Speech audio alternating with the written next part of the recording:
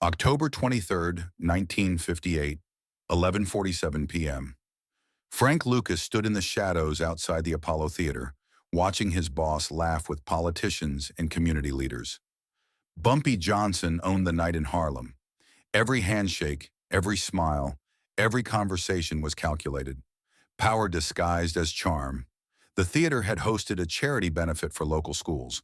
Politicians needed to be seen supporting Harlem's children. Community leaders needed Bumpy's endorsement for their projects. Everyone needed something from the King of Harlem, and Bumpy gave just enough to keep them hungry for more. Frank was 28 years old, 5 years working for the most dangerous black man in America, 5 years of driving, watching, learning. Most people still saw Frank as Bumpy's errand boy, the quiet one, the nobody from North Carolina who carried bags and opened doors. But Frank had been studying. Every conversation Bumpy had, Frank memorized. Every deal, every threat, every handshake that sealed a man's fate. Bumpy thought he was teaching Frank to be a good driver. Frank was learning to be a king. They had no idea what Frank Lucas was becoming. The crowd began to thin. Another successful evening for Bumpy Johnson. Politicians had been courted, debts collected, respect maintained. The kind of night that kept Harlem running smoothly under Bumpy's invisible hand. "Time to go home, Frank," Bumpy said, adjusting his overcoat. At 53, Bumpy still moved like a boxer. Alert, balanced, ready for trouble that never seemed to come anymore. Frank pulled the Cadillac to the curb. Engine running, doors unlocked, just like Bumpy taught him. Always ready to move, always prepared for war. The car was more than transportation. It was an escape route, a weapon, a symbol of power rolling through Harlem's streets. Frank had learned to read the neighborhood like a book. Every face, every shadow, every movement had meaning. Tonight felt different. The usual street vendors had disappeared early. The kids who normally hung around the theater steps were gone. Even the homeless man who always slept in the doorway across the street had vanished. Harlem was holding its breath, but as Frank opened the passenger door, something felt wrong. The street was too quiet. 3 men stood near the corner newsstand pretending to read papers at midnight. Another leaned against a lamppost, cigarette unlit. Frank had learned to notice everything. 5 years with Bumpy Johnson turned paranoia into survival instinct. "Boss," Frank said quietly, "something's not right." Bumpy paused, 1 foot in the car. His eyes swept the street. 40 years in the life had taught him to trust his driver's instincts, especially this driver. "Where?" "Newsstand." 3 of them. Italian by the look of it, and the guy by the lamppost. "They've been watching us for 10 minutes. Bumpy's jaw tightened. The Italians had been testing boundaries lately. Nothing direct, nothing provable, but pressure was building. They wanted Harlem. They wanted Bumpy's territory. They wanted him gone. "Get in the car," Bumpy ordered. "We're leaving." But it was too late. The man by the lamppost dropped his cigarette. Signal given. The 3 at the newsstand started walking. Not running. Walking. Professional killers didn't run until after the job was done. Frank's hand moved to his waistband. Bumpy carried a .38. Frank carried a .45. 2 guns against 4 men in a crowded street. The math wasn't good. "Boss, we need to move. Now." Bumpy slid into the passenger seat. Frank jumped behind the wheel, but as he reached for the gear shift, he saw them in the mirror. 2 more men emerging from the alley behind the theater. 6 total, all wearing dark coats, all moving with purpose. This wasn't a robbery. This was an execution. Frank gunned the Cadillac forward, tires screaming against asphalt. But the men were ready. They'd positioned themselves perfectly. The car lurched into the intersection just as Frank saw the muzzle flash. The rear window exploded. Safety glass showered the back seat. Bumpy ducked as another bullet punched through the trunk, then another through the rear passenger door. The gunmen were experienced. They knew where to aim to disable the car without killing their target immediately. "Frank, get us out of here!" But Frank wasn't running. Not yet. He'd spent 5 years watching Bumpy Johnson handle problems. Never panic. Never make decisions from fear. Always think 3 moves ahead. Bumpy had survived 40 years in the life by being smarter than his enemies. Tonight, Frank would prove he'd learned those lessons. The Italians expected fear. They expected their targets to run, to panic, to make mistakes. They'd positioned themselves to control the escape routes. They'd counted on terror to make their job easier. Frank yanked the wheel hard left, tires sliding on the wet pavement. The Cadillac swung around, now facing the 6 gunmen. They were reloading, probably thinking they'd already won. Professionals, but not prepared for their target to fight back. In the passenger seat, Bumpy's eyes went wide, not with fear, with recognition. He was watching Frank Lucas transform from driver to killer, from student to soldier. "What the hell are you doing?" Bumpy shouted. "Finishing this," Frank said. Frank floored the accelerator. 3,000 pounds of Detroit steel roaring towards 6 men with pistols. The smart move would have been to scatter. The proud move was to stand their ground. Pride kills more mobsters than bullets. 2 of the gunmen dove left, 2 dove right. The remaining 2 tried to get shots off before the car reached them. Frank felt the windshield crack as a bullet spiderwebbed the glass 6 inches from his face. He didn't flinch, didn't slow down.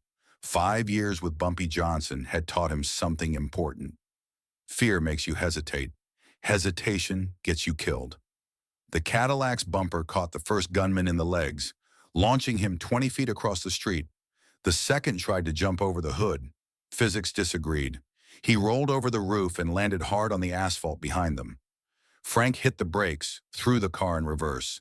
The 4 remaining gunmen were regrouping, reloading, but they'd lost the initiative, lost their positioning, lost their advantage. "Boss, stay down!" Frank backed the Cadillac toward the alley, using the car as a shield. Bullets punched through the doors, the trunk, the rear windshield, but the engine was still running. They were still mobile, still dangerous. Frank pulled his .45, rolled down the driver's window, and returned fire. Not wild spraying, careful, aimed shots. Bumpy had taught him to shoot, taught him to think, taught him to kill only when necessary. Tonight was necessary. 2 more gunmen went down. The remaining 2 realized they'd lost more than half their team to 1 man in a car. Professional killers know when to retreat. Amateur killers die in the street. They ran. Frank didn't chase them. Didn't need to. The message was sent. Touch Bumpy Johnson, deal with Frank Lucas.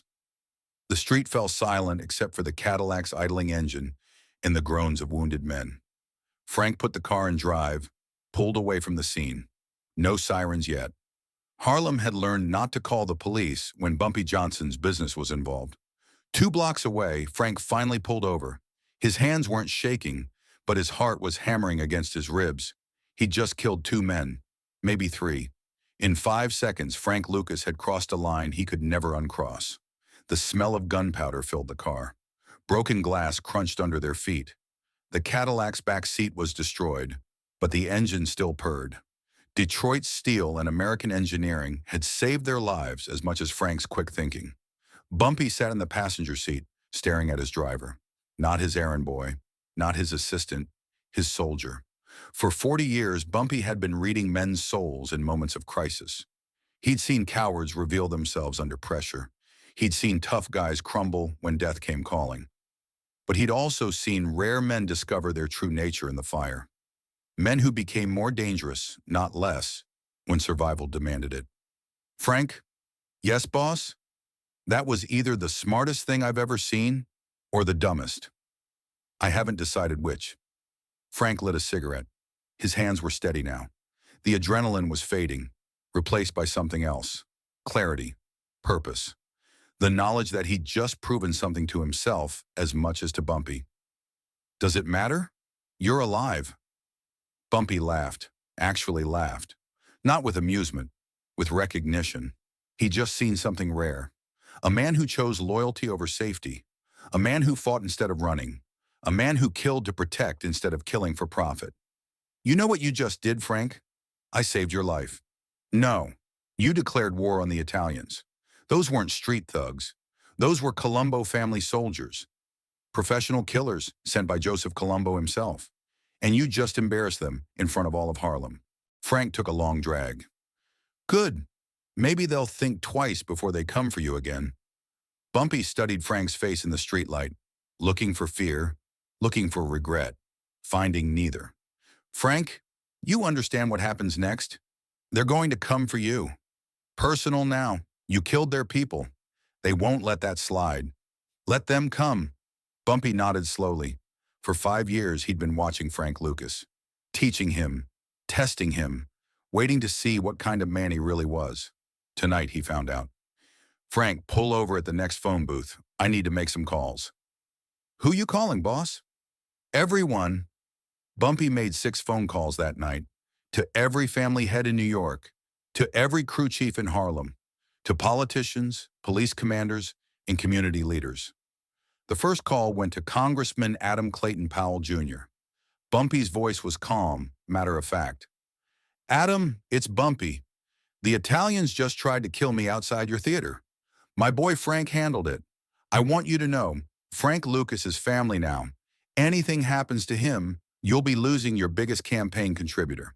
The second call reached Police Captain William Parker, the only honest cop in Harlem who still owed Bumpy favors. Bill, there's going to be some bodies on 125th Street, Italian bodies. My driver did what he had to do. Make sure the investigation goes slow, real slow. The third call connected him to Detroit Red, a former associate who now ran numbers in Boston. Red spread the word up the coast. Frank Lucas is my heir. Anyone does business with Harlem, they deal with Frank like they deal with me. By the fourth call, Bumpy was reaching crew chiefs in Brooklyn, Queens, and the Bronx. The message never changed, but the tone got harder with each conversation. The message was simple. Frank Lucas is my brother now, not my driver, not my employee, my brother. Touch him, you touch me. Disrespect him, you disrespect me. Try to kill him, you try to kill me. The last 2 calls went to men whose names Frank didn't recognize. Old men with quiet voices who said little but understood everything. Men who controlled the shadows behind the shadows. By morning, every gangster in New York knew Frank Lucas's name, not as Bumpy's errand boy, as Bumpy Johnson's heir. The Italians sent an emissary 3 days later, Carmine Tremonti from the Colombo family, not to declare war, to negotiate peace. They wanted to avoid further bloodshed. They wanted to maintain their business relationships. They wanted to pretend the Apollo Theater incident never happened. The meeting took place at Small's Paradise, a jazz club on 135th Street, neutral territory where blood was bad for business. Tremonti arrived with 2 bodyguards. Bumpy came with Frank. The symmetry was intentional. Tremonti was a 60-year-old Sicilian with gray hair and patient eyes. He'd survived 3 decades in the mob by knowing when to fight and when to negotiate. Tonight, he was negotiating, but his bodyguards kept staring at Frank. Word had spread through the Italian families about the Apollo Theater incident. 1 man, 1 car, 4 dead professionals. The story had grown in the telling, as stories do. Some versions had Frank taking on 10 men. Others had him driving through machine gun fire. The truth was dangerous enough. Bumpy took the meeting, brought Frank with him, not as his driver, as his equal. We have a problem, Tremonti said, not looking at Frank. No, Bumpy replied. You have a problem. You sent 6 men to kill me. My brother stopped you. Now you're embarrassed. That's your problem, not mine. Your brother? Tremonti glanced at Frank, confused. He saw a young black man in an expensive suit sitting quietly, watching everything. No obvious weapons, no visible scars, nothing that screamed killer except the absolute stillness in his eyes. This is your driver. This is Frank Lucas, and Frank Lucas just became the most dangerous black man in Harlem. After me. Tremonti finally looked directly at Frank, saw the calm eyes, the steady hands, the complete absence of fear or apology. This wasn't a street thug or a muscle-bound enforcer. This was something else, something more dangerous. Intelligence, discipline, control. The men we lost should have stayed home, Frank said quietly. His voice carried no threat, no anger, no emotion at all. Next time, send more men, or send better ones. Tremonti's face reddened, but he didn't reach for his gun, didn't issue threats. Because he understood something had changed. The balance of power in Harlem had shifted. Bumpy Johnson didn't just have territory anymore. He had a successor. The meeting ended with handshakes, promises to respect boundaries, agreements to avoid future misunderstandings, diplomatic language that meant the Italians would find easier targets. But the real agreement happened after Tremonti left. Bumpy and Frank sat in silence for several minutes. Teacher and student, mentor and heir, brothers in everything but blood. Frank, you know what you cost yourself last night. Tell me, your anonymity. For 5 years, nobody paid attention to Frank Lucas. You were invisible, safe. Now every gangster in New York knows your name. Every cop will be watching you. Every enemy will be targeting you. Frank nodded. I understand. Do you? Because there's no going back. From now on, you're not just my driver. You're my partner. My problems become your problems. My enemies become your enemies. My risks become your risks. Frank met Bumpy's eyes. And your empire becomes my empire. Bumpy smiled. Eventually. That conversation changed Frank Lucas's life forever. Not just his role in Bumpy's organization, his entire future, his destiny. For 5 years, Frank had been learning, watching, preparing, but he'd been preparing in the shadows, anonymous, unnoticed. The Apollo Theater incident ended Frank's invisibility. From that night forward, he was marked, known, dangerous. But it also marked him as something else. Bumpy Johnson's chosen successor, the man who would inherit Harlem when the king died. Over the next 10 years, Frank Lucas learned everything Bumpy Johnson knew about power, about territory, about loyalty and betrayal, about the thin line between respect and fear. And when Bumpy Johnson died in Frank's car in 1968, every gangster in America knew who would take his place. Not because of birthright or politics or violence, because Frank Lucas had proven himself worthy in 1958. On a street outside the Apollo Theater, when he chose loyalty over safety, when he chose to fight instead of run, when he saved Bumpy Johnson's life and changed his own forever. The newspapers never covered the Apollo Theater incident. The police never investigated it. The Italian families never admitted it happened. But in Harlem, stories live forever. And the story of Frank Lucas saving Bumpy Johnson's life became legend. The story of how a driver became a king. The story of how one night of violence created 10 years of respect. Street corners whispered about it. Kids who wanted to grow up to be gangsters studied it. Old men who remembered the incident would point to spots on 125th Street and tell younger men, that's where Frank Lucas chose to be somebody. The incident changed more than Frank's status. It changed the balance of power in New York's underworld. The Italians learned they couldn't simply eliminate inconvenient black leaders anymore. Other ethnic gangs realized that loyalty and intelligence could defeat superior numbers in organization. Most importantly, it established a principle that would define Frank Lucas for the rest of his criminal career. Respect earned through action, not words. Frank Lucas often said that Bumpy Johnson saved his life by giving him purpose, but those who knew the truth understood it differently. Frank Lucas saved Bumpy Johnson's life in 1958, and Bumpy Johnson spent the next 10 years returning the favor. Not with violence, with education, with trust, with the keys to an empire, by making Frank Lucas his brother. The young man from North Carolina who'd arrived in Harlem with nothing but ambition had become something else that night outside the Apollo Theater. Not just a criminal, not just a killer.